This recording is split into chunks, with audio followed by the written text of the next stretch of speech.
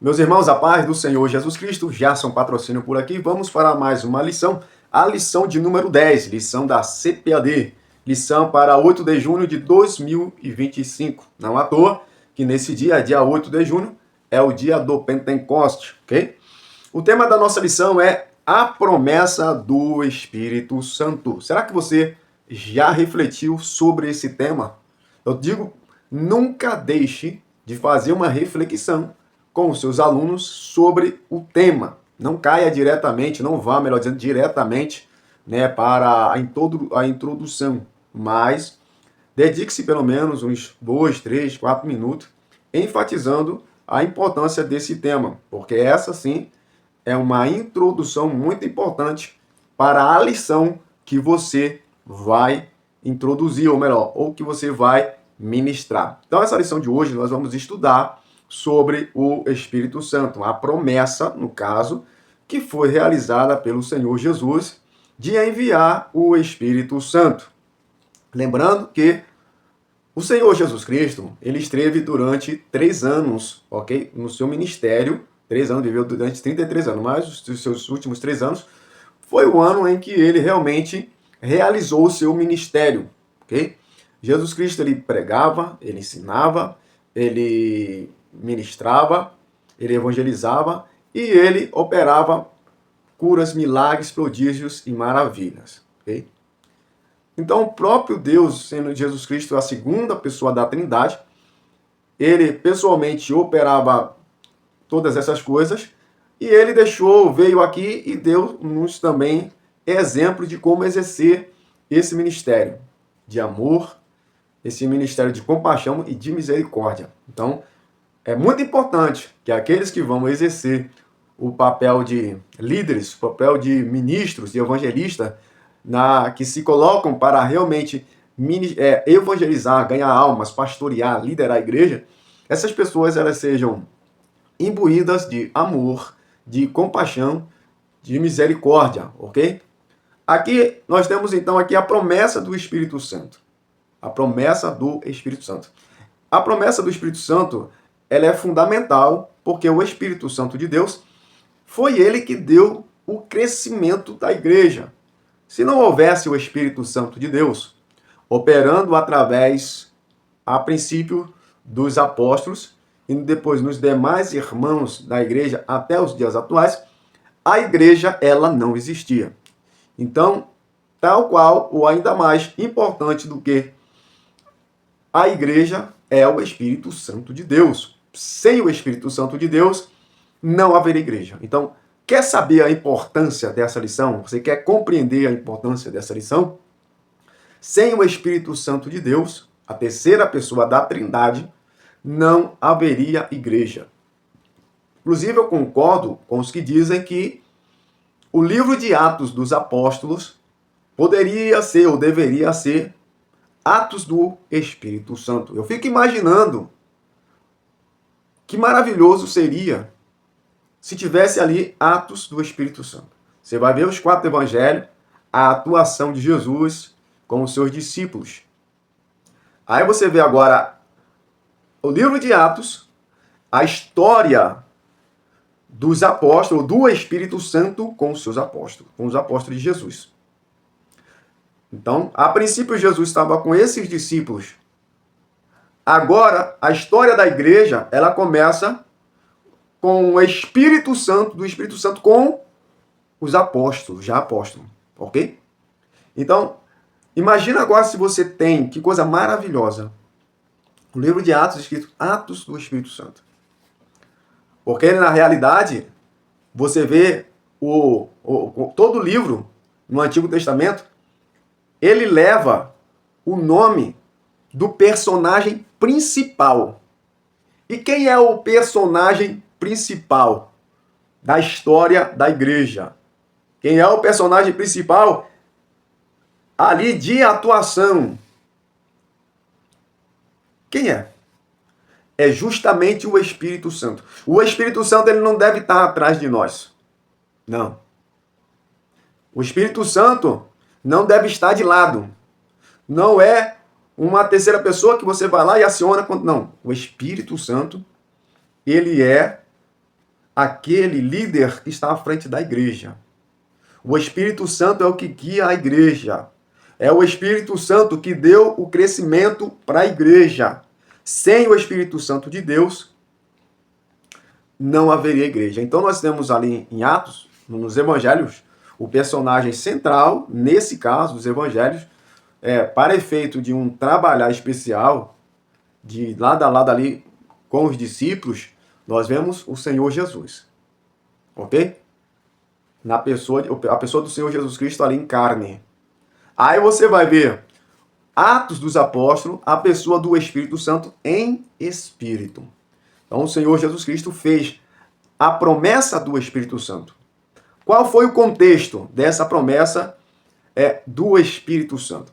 O contexto da promessa do Espírito Santo, ele acontece justamente a partir do capítulo 13 em diante, capítulo 14, onde ele começa traz a promessa. Mas, enfim, no capítulo 13, o Senhor Jesus Cristo está na última ceia, ou seja, no caso, na festa de Páscoa, ok? Onde se celebra, no caso, a libertação do povo israelita do Egito. Jesus Cristo, como judeu, ele está ali celebrando a Páscoa com os seus discípulos. No capítulo 13, Jesus Cristo anuncia que ele vai partir, que os seus discípulos não vão poder segui-lo. Quando isso acontece, ao final das suas palavras, dentro desse capítulo, os discípulos eles ficaram emocionalmente abalados. E por isso que começa o capítulo de número 14, onde Jesus Cristo ele vai dizer logo no primeiro versículo: não turbe os vossos corações. Credes em mim, credes em Deus. Na casa do meu Pai há muitas moradas. Se não fosse assim, eu já vos teria dito: vou vos preparar lugar. O capítulo 14 de João abre essa conversa, dá início ao novo tom na conversa de Jesus, Jesus falando justamente a seguinte palavra: não se turbe os vossos corações. Mas por que ele falou isso? Porque os seus discípulos eles estavam com o coração turbados. O que significa isso? Eles estavam com o coração ansiosos, eles estavam com o coração preocupado, eles estavam sem entender agora como que eles ficariam. Mas por quê? Justamente porque o Senhor Jesus Cristo estava avisando que ia partir, que não ia estar mais no meio deles. Aí dentro desse capítulo, se eu não estou enganado, o próprio capítulo 13, Jesus Cristo vai chamar eles de filhinhos, uma linguagem de amor, e vai dizer: eu não vos deixarei órfãos, ok? No capítulo 13, aí do capítulo 14, Jesus Cristo conhece o coração do homem, já conhecendo o coração, tanto pela afeição quanto pelo coração daqueles discípulos, sabiam que aqueles discípulos ali estavam com o coração turbados. E Jesus Cristo ele faz uma promessa, não por causa daquele momento, uma promessa vazia, porque ele viu que aqueles discípulos estavam preocupados, ansiosos, se sentindo sozinhos, sem o seu líder. Já viu que já estavam próximos de ficar sem o seu líder? Não foi porque isso. Ali Jesus Cristo viu o momento certo de trazer para eles um presente, algo especial que estava previsto na eternidade, que seria justamente enviar o Senhor Jesus, ou melhor, enviar o Espírito Santo para estar com ele.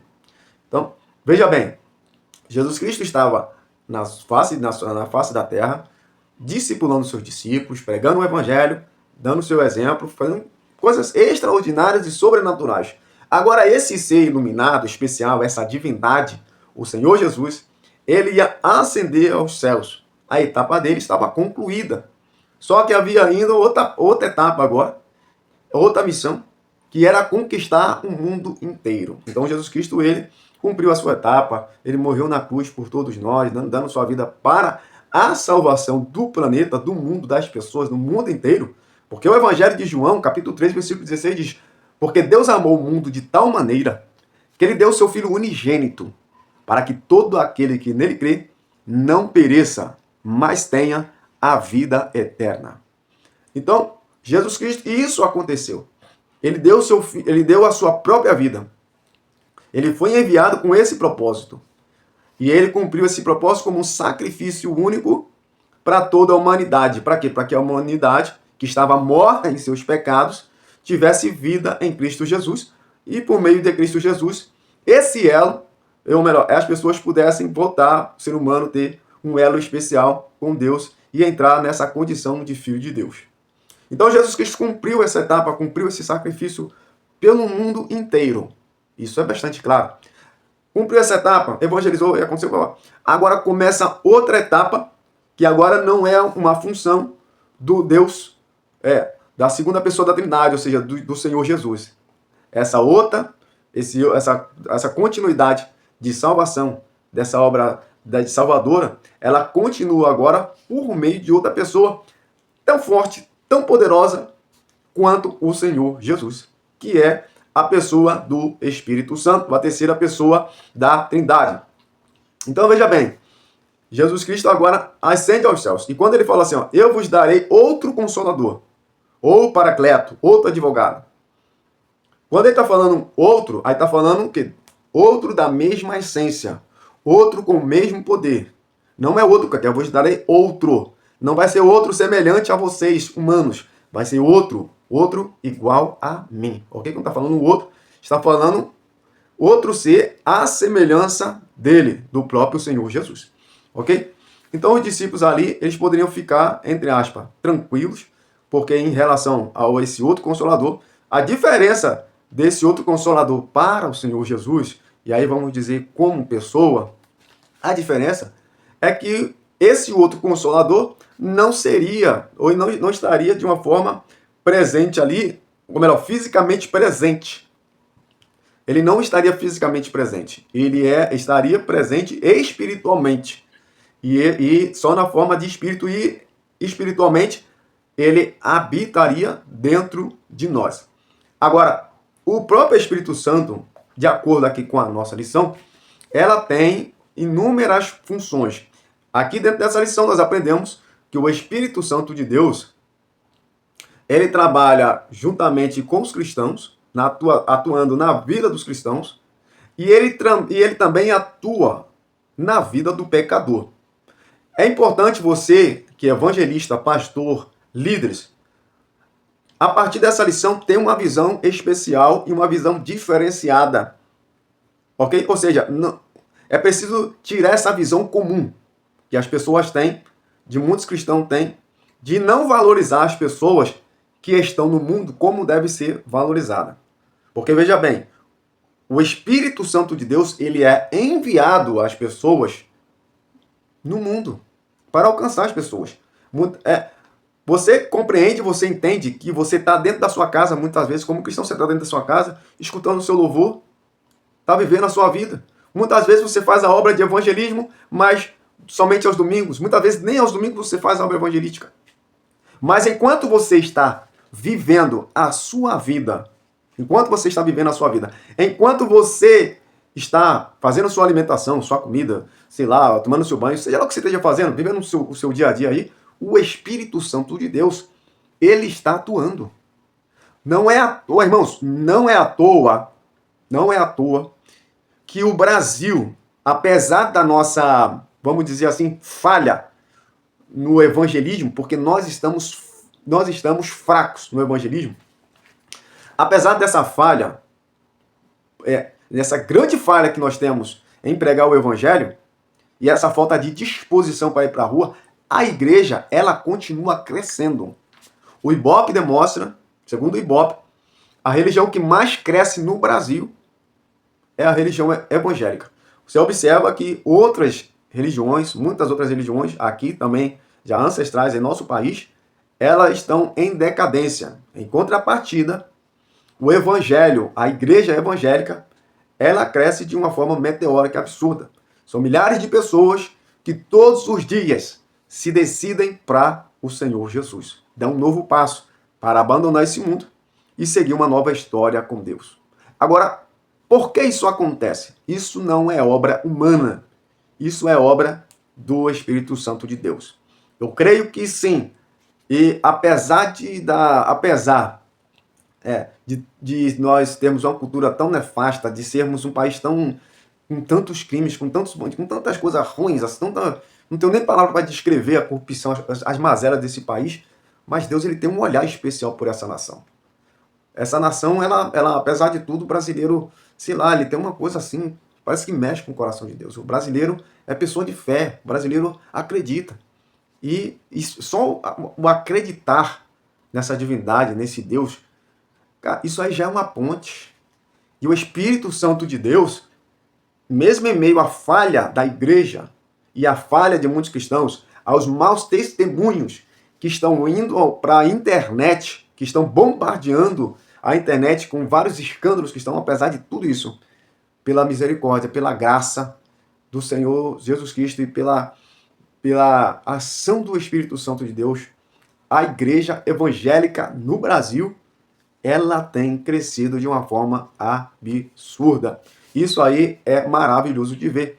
Então nós vemos, sim, lá levando o contexto nosso, né, o contexto nosso, da nossa nação, para o contexto israelita, da época do Senhor Jesus, ou melhor, da época da igreja, em relação à atuação do Espírito Santo, podemos observar que o cristianismo ele começou muito rápido e crescer de uma forma, se tornou a religião que mais crescia também naquele país. E isso se tornou uma grande ameaça. Observe que no capítulo 2, no discurso de Pedro, 3.000 pessoas se converteram ao Evangelho. Quase 3.000 pessoas, no discurso. Mas por que isso aconteceu? Por causa da presença do Espírito Santo. Foi no dia do Pentecoste, o apóstolo Pedro, cheio do Espírito Santo, ele trouxe um discurso movido pelo Espírito Santo com poderes sobrenaturais. Irmãos, é preciso entender, não é só palavras, não é só palavras que convencem. Não é só um belo discurso que convence. O próprio Senhor Jesus falou, olha, ele convencerá o homem da justiça, do pecado e do juízo. Quando você tem verdadeiramente um compromisso com o Deus, com o evangelismo, com as almas que estão carentes de ouvir a mensagem do evangelho, quando você realmente se solidariza, você realmente tem um compromisso de libertar as famílias, de libertar as pessoas, e você tem realmente intimidade com Deus, quando você está ali ministrando, quando você está pregando, não só palavras vazias, palavras de inteligência, porque isso aí não vai salvar. É a própria palavra, é o próprio Espírito Santo de Deus trabalhando a mensagem que você está transmitindo. É interessante você notar que existem muitos casos, melhor, dentre tanto, são poucos casos que você observa quando uma pessoa ela está ministrando e você sente o ambiente espiritual mudar. Não é só na hora do louvor, não é só na hora da adoração que o Espírito Santo ele atua. E é isso que nós precisamos entender, nós necessitamos do Espírito Santo de Deus. Coisa maravilhosa é quando o Espírito Santo de Deus, ele está ali conosco no culto. Muitas igrejas, infelizmente, fecharam a porta para o Espírito Santo. São pessoas que já se acham tal. Não, eu louvo, eu prego, eu faço, eu sou bom, eu aconteço. E o Espírito Santo de Deus ficou da porta para fora em muitas igrejas. Isso aí, na realidade, entristece o coração de Deus. O próprio Senhor Jesus Cristo, ele diz, sem mim nada podeis fazer. O Espírito Santo de Deus, o Senhor Jesus, a Trindade Santa, ele quer estar contigo. Ele não te envia a evangelizar sozinho, a pregar sozinho, a fazer o culto sozinho, não. O Espírito Santo de Deus, ele quer mover-se dentro da igreja, dentro da sua vida, e te usar. É ele que revela, é ele que dá visão, é ele que dá cura, é ele que opera milagres, prodígios e maravilhas. Nós somos crentes pentecostais, acreditamos sim no agir e no poder de Deus de uma forma sobrenatural. Desde aquele tempo, da igreja primitiva até os dias de hoje, nós sim cremos que o Espírito Santo de Deus, ele atua e ele quer atuar por meio de nossas vidas. Então nós vemos aqui a grande importância fundamental, indescritível, não tem como descrever a importância do Espírito Santo de Deus nas igrejas. É ele que faz de nós pregadores, mensageiros, pastores, líderes, professores. Sem ele, sem o Espírito Santo de Deus, nada podemos fazer, ok? Então nós temos aqui essa questão dessa promessa. E dentro do que eu estava falando, a questão do Espírito Santo de Deus, que ele atua. Enquanto você tá na sua casa vivendo a sua vida, no seu dia a dia, o Espírito Santo de Deus ele trabalha 24 horas por dia, incansavelmente, ok? ele trabalha 24 horas por dia. Essa é a atuação do Espírito Santo de Deus.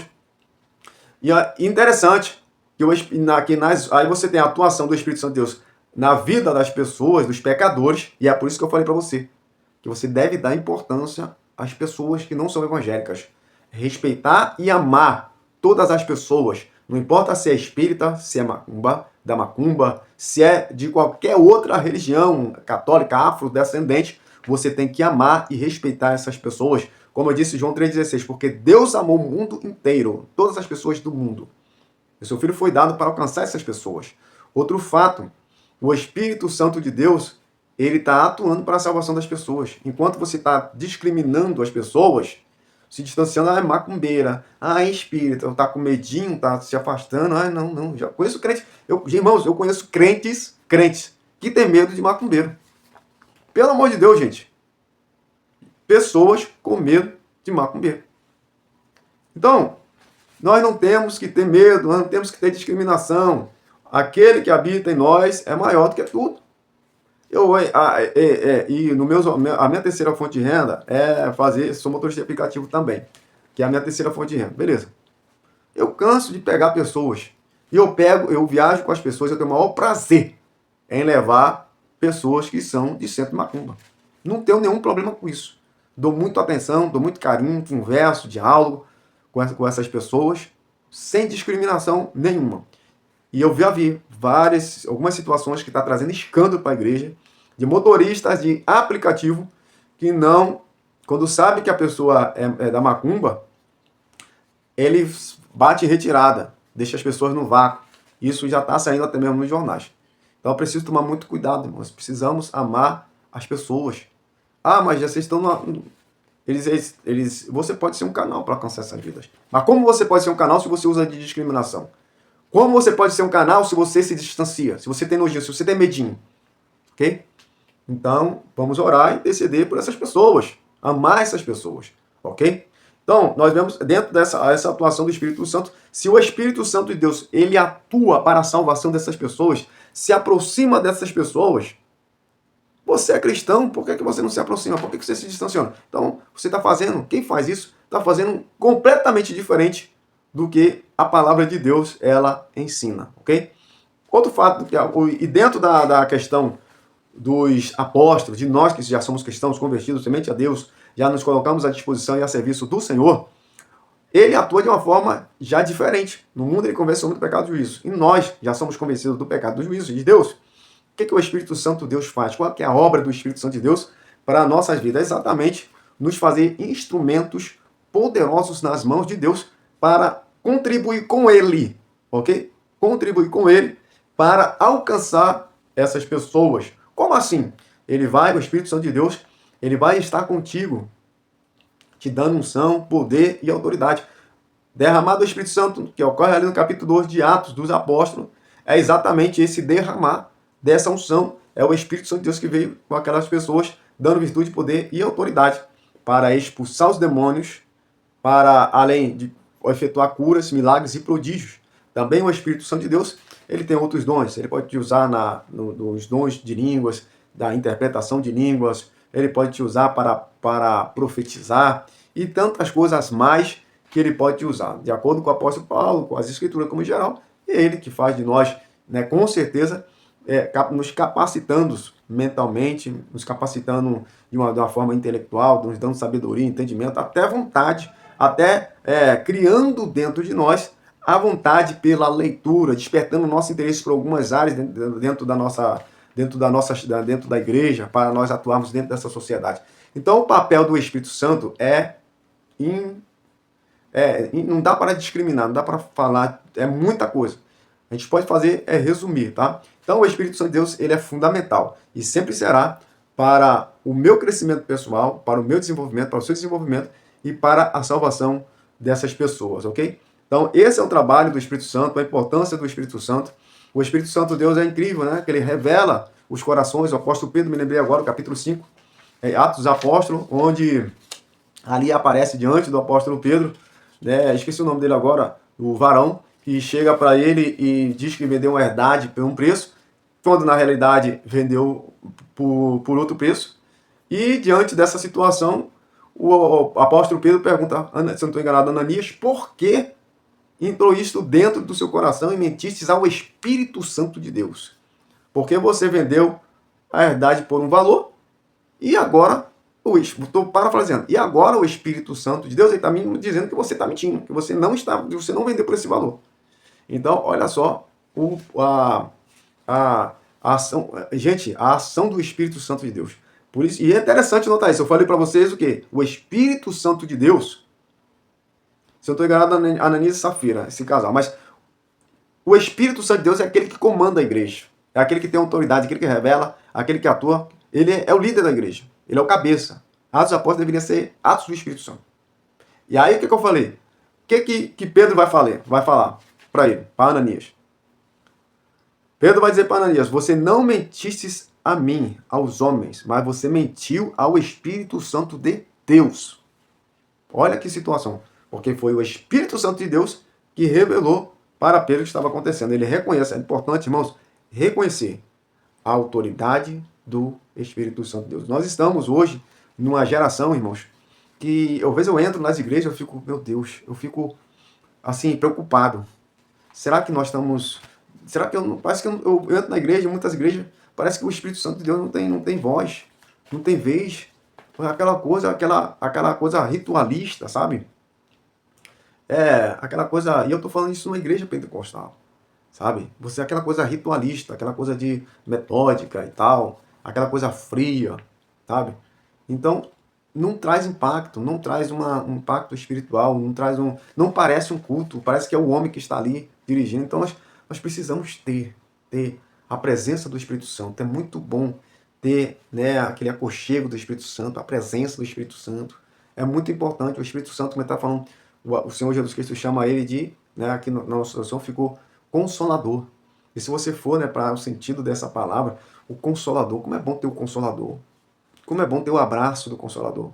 Como é bom ter o abraço do Espírito Santo. Não é só uma questão de salvação, de milagres, prodígios, poderes e maravilhas. Será que você já buscou, sabe, sentiu o abraço do Espírito Santo?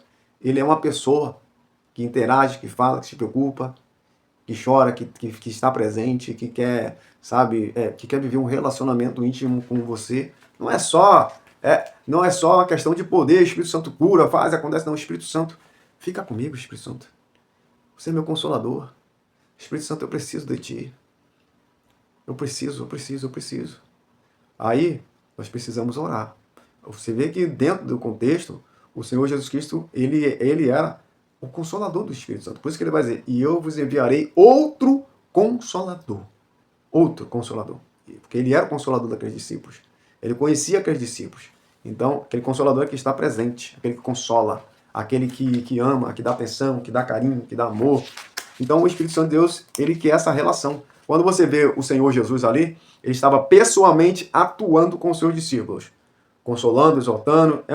Irmãos, o Senhor Jesus com os discípulos era uma presença plena e satisfatória.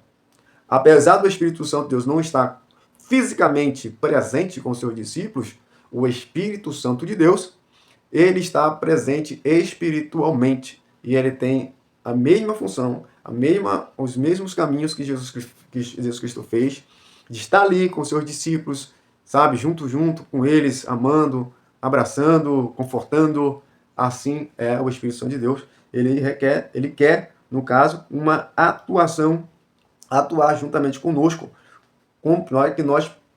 de uma forma que nós precisamos compreender quem realmente é o Espírito Santo de Deus e querer viver esse elo de amor e de carinho com esse ser tão especial que está disponível para esse relacionamento. O texto áureo diz o seguinte, abre aspas, e, havendo dito isto, assoprou sobre eles e disse-lhes, recebei o Espírito Santo. Fecha aspas. João, capítulo 20, versículo 22. Que coisa maravilhosa. O Senhor Jesus, logo aqui no capítulo de João, capítulo 20, versículo 22, ele vai dizer para os seus discípulos, né? Ele toma uma atitude, ele assopra, recebeu o Espírito Santo.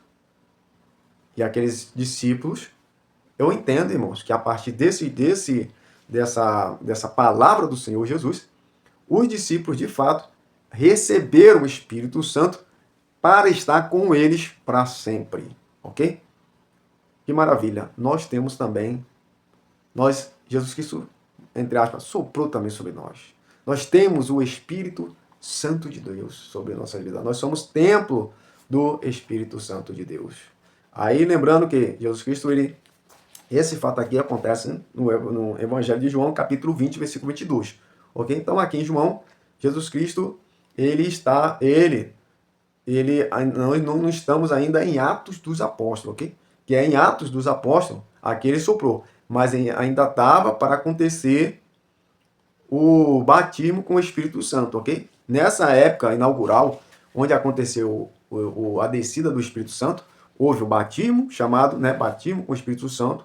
Nesse ato inaugural, se inaugurou o momento em que Deus ele derramaria, né, o Espírito Santo sobre toda a carne, promessa que foi realizada, e o apóstolo Paulo fala sobre isso, ou melhor, Pedro fala sobre isso no seu discurso, no capítulo 2 ainda, que é essa questão do que aconteceu naquele dia, no dia de Pentecostes, foi uma promessa que Deus havia feito, que João capítulo 2, versículo 28, que derramaria o seu Espírito sobre toda a carne. Irmãos, que maravilha! Porque o Espírito Santo de Deus, ele vinha sobre os profetas, sacerdotes e reis. Havia algumas aspas, né, vamos dizer assim, algumas exceções, como foi o caso de Davi. Davi ele tinha uma Espírito Santo de Deus bem antes a gente sabe, dele ter sido ungido por Samuel, né? E você vê quando Saul, veio o Espírito Santo de Deus sobre Saul e tomou ele de uma forma maravilhosa, impressionante, enchendo ele de autoridade, de poder. E é isso que o Espírito Santo de Deus faz. O Saul, quando ele ouviu, diz o texto sagrado, que na primeira guerra, quando ele ouviu, chegou a notícia de que os filisteus estavam atacando Israel, estavam se formando, né, para atacar Israel, diz o texto sagrado que o Espírito Santo de Deus, ele se apossou de Saul. Então, quando nós vemos pessoas como no capítulo 2 de Atos dos Apóstolos, Pedro, ele ali tomado de autoridade, sabe? Para enfrentar aquela multidão e começar a trazer um discurso, que onde houve 3.000 almas ali que se converteram, é uma batalha espiritual, e o Espírito Santo de Deus tomou ele de uma forma muito especial. E diante daquelas afrontas, das zombarias e das acusações, o apóstolo Pedro ali, ele começa a fazer um discurso poderoso e acaba alcançando ali quase 3.000 pessoas, ok? Então isso aqui é muito importante, o ato do Espírito Santo, o batismo com o Espírito Santo. Lembrando que nesse ato, em capítulo 2, de Atos dos Apóstolos, onde há a descida do Espírito Santo, é importante lembrar que nesse período, nesse momento, inaugurou-se o que estava, a promessa, como eu já falei aqui, descrita em Joel, capítulo 2, versículo 28, onde há a promessa em que Deus ele derramaria o seu Espírito Santo indiscriminadamente sobre toda a carne. Ou seja, não importa a nação, não importa a etnia da pessoa, a raça, a cor, não importa, ok? Sobre toda a carne derramarei o meu Espírito. E vai falar sobre os dons. E vossos filhos e vossas filhas terão dons, os velhos terão visões, e por aí vai. Depois dá uma olhada lá, dá uma lida em Joel, capítulo 2, versículo 28. Eu já vou encerrar essa aula por aqui, porque tem muitas coisas para falar e não dá para falar sobre tudo, mas que Deus abençoe e que esse vídeo, de alguma forma, ele venha contribuir para a sua aula desse próximo domingo ou para o seu aprendizado particular, ok? Deus abençoe em nome do Senhor Jesus Cristo, fica com Deus. E se você quiser o meu livro, adquira Casamento e Família, Restaurando o Projeto Original.